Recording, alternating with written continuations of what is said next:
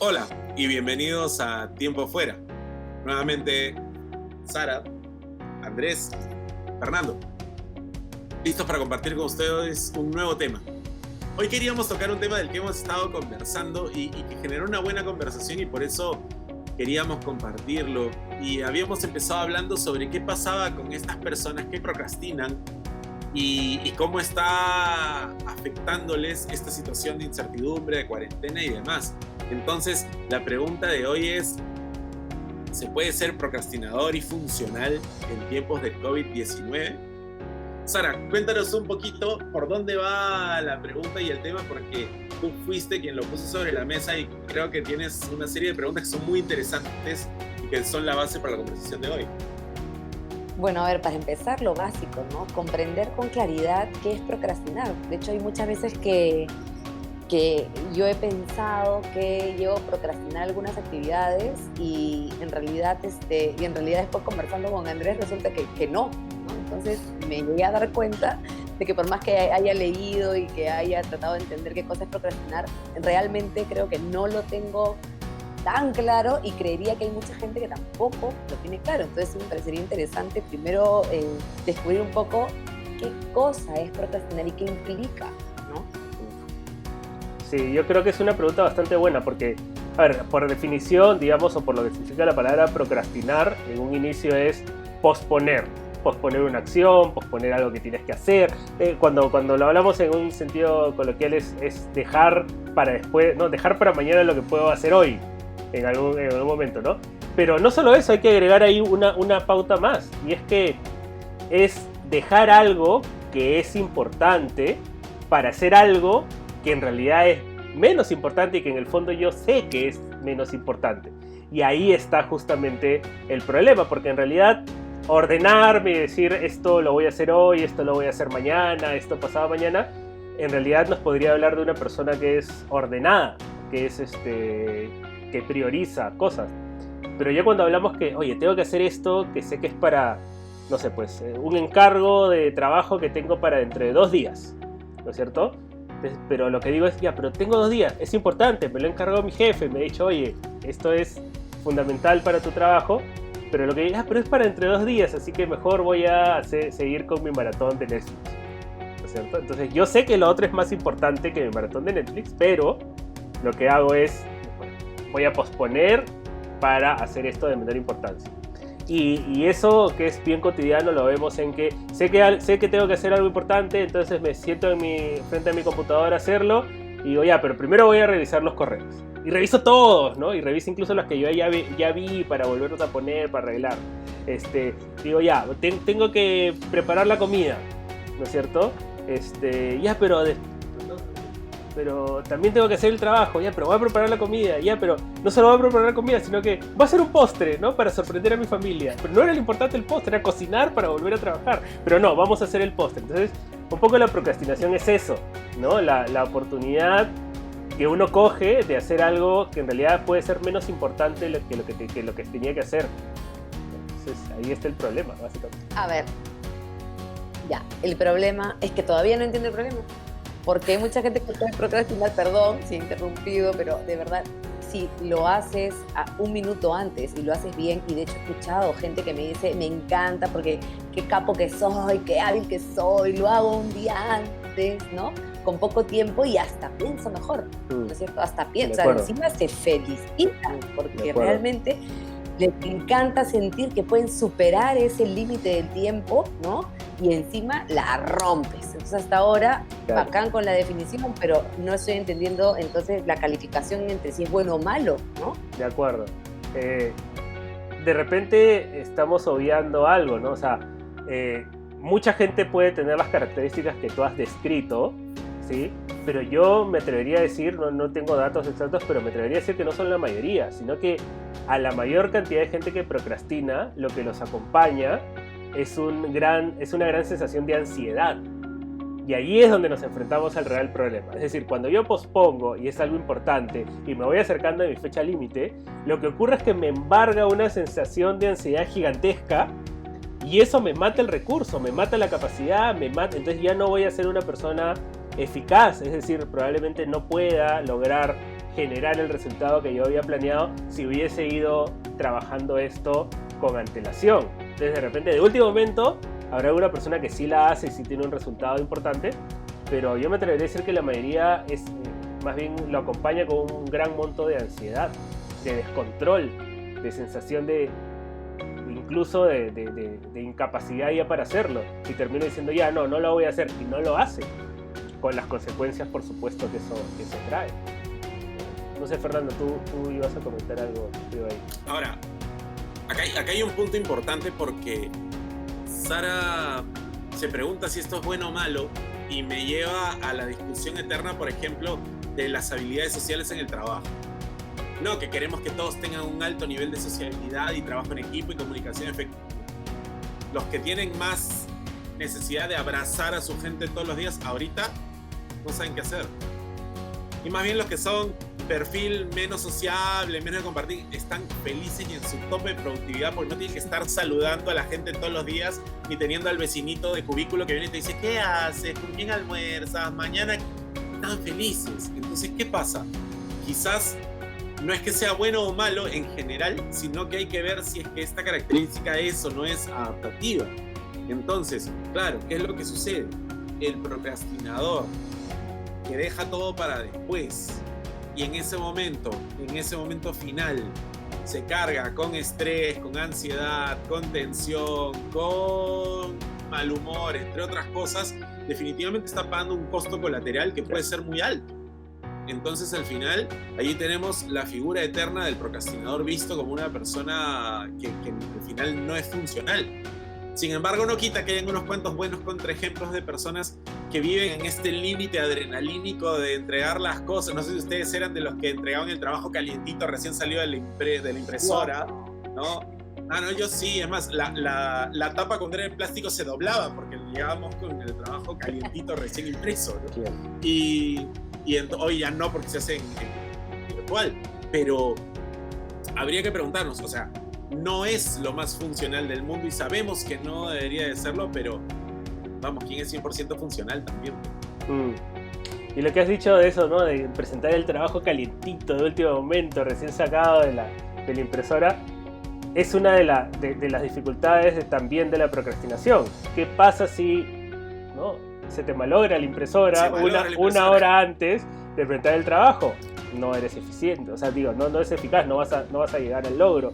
¿Qué pasa si todavía has dicho ya, tengo que hacer esto para dentro de 2 días, este trabajo? Entonces ya separaste 2 días, incluso en tu agenda, toda la mañana lo voy a trabajar, entonces me alcanza para hacerlo porque ya lo calculé, esto. Pero llegas ese día y tu hijo amanece enfermo, ¿no es cierto? Y tienes que atenderlo, o tienes que llevarlo a que lo vea el médico, qué sé yo. Entonces esa mañana que habías destinado para completar tu trabajo se esfumó.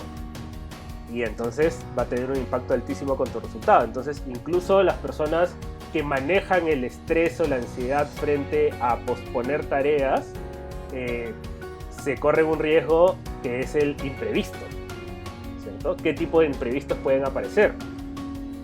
¿Sí? Entonces, ahí también, digamos, más tecnificados o profesionales, que justo tiene que ver con el hecho de que siempre agendan con un margen. Es decir, se han seteado mentalmente para que si la entrega es el viernes, ellos lo agendan para el miércoles. Y el miércoles a las 12 de la noche terminan de hacer el trabajo. Entonces dejan este pequeño espacio. Obviamente, si no eres de los disciplinados, siempre vas a estar pensando, nada, pero ya agendé antes.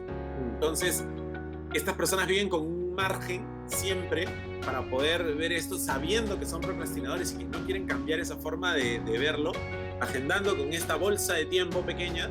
Siempre terminan cumpliendo, corriendo, pero cumpliendo. Entonces yo creo que llegó el momento de ir pensando en qué otros recursos conocemos que ayudan al procrastinador para... Sí, ya sabemos que estamos metiéndole mucha presión en este momento, o sea, es la presión de tener trabajo, o de no tenerlo, de tener a los chicos en el colegio, de tener que vivir en lo virtual, etc. Si le metes la presión de que, oye, deja de procrastinar, creo que ya es mucha carga. En todo caso, ¿qué recomendaciones podríamos darle o buenas prácticas para los procrastinadores para que puedan ser un tanto más funcionales sin necesidad de ponerle una tarea más? ¿Qué buenos consejos o qué recomendaciones creen que podrían funcionar para ellos? Ronda rápida. Ya, yo tengo una porque yo me considero un procrastinador. Algo que a mí me sirve un montón es partir las tareas, si son muy grandes sobre todo, en tareas mucho más pequeñas. ¿Por qué? Porque el procrastinador, ya dijimos, tiende a posponer por algo que es más importante.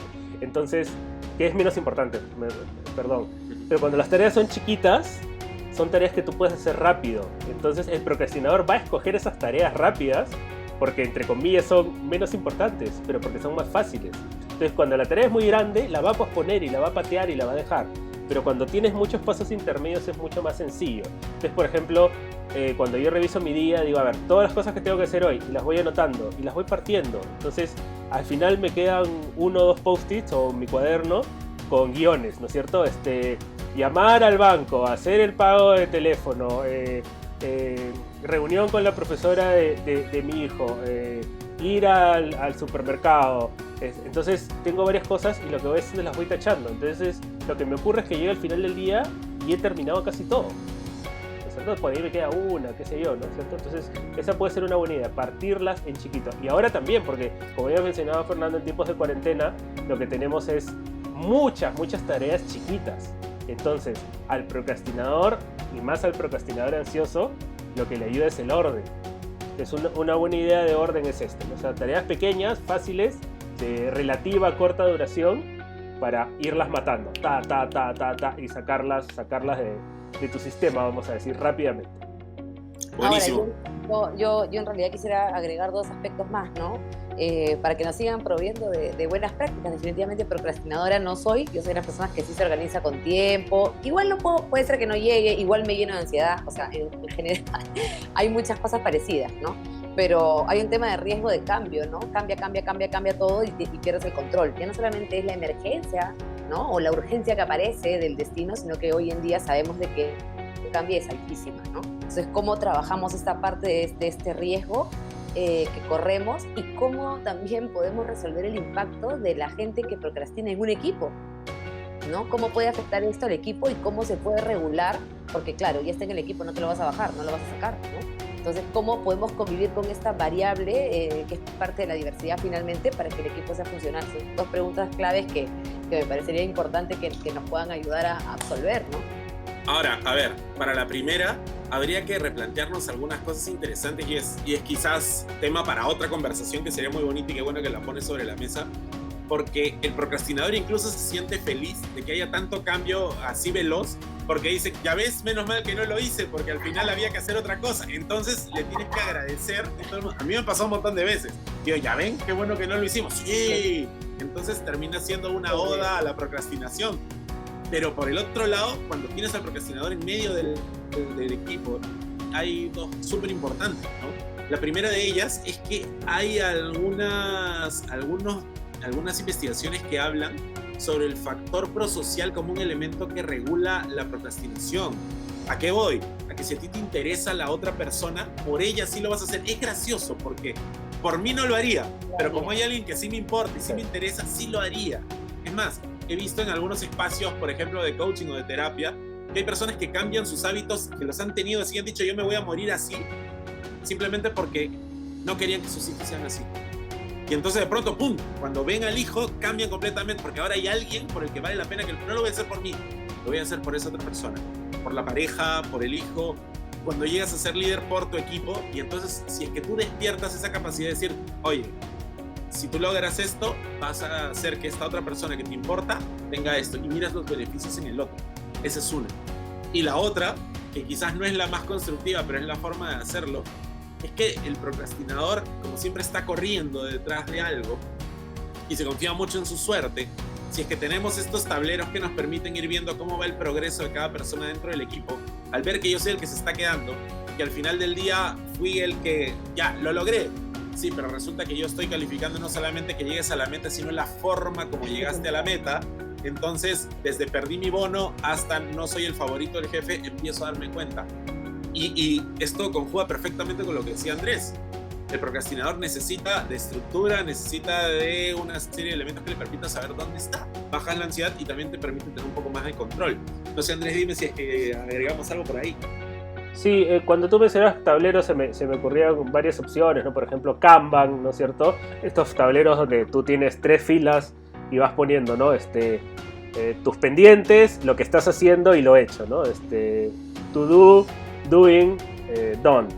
Y lo que vas haciendo es, el tema visual ayuda mucho a lo que tú acabas de decir, e incluso ayuda mucho al procrastinador, porque el procrastinador, esta idea de tengo mi post-it en pendientes, lo paso a lo estoy haciendo, porque es una tarea chiquita además, hemos dicho que tiene que ser una tarea pequeña, ¿ya? Y el hecho de sentir que lo paso al ya la terminé, genera un efecto de autogratificación importante y puede hacerte subir el ritmo de trabajo incluso. Entonces, este tema visual, este tema visual está interesante de trabajar, ¿no? Como sugerencia para los equipos, ¿sí? Y uno diría, no, pero y virtual también se puede. O sea, ahora con todas las herramientas de plataformas compartidas y qué sé yo, sí hay cosas que se pueden trabajar desde la virtualidad. Genial. Entonces, ya tenemos algunas pistas para poder hacer que los procrastinadores que somos o no somos, pero también con los que estamos conversando, puedan tener mayores herramientas. Primero, puedan sentirse tranquilos de que no están en vías de extinción, siempre y cuando traten de ser funcionales y encuentren la manera de poder ser más productivos sin necesidad de llegar al límite, y peor aún si se olvidan las cosas. Organización, consideración y método para poder lograr estos resultados que queremos. Entonces, por ahora eso es. Muchas gracias y tiempo fuera. Chao.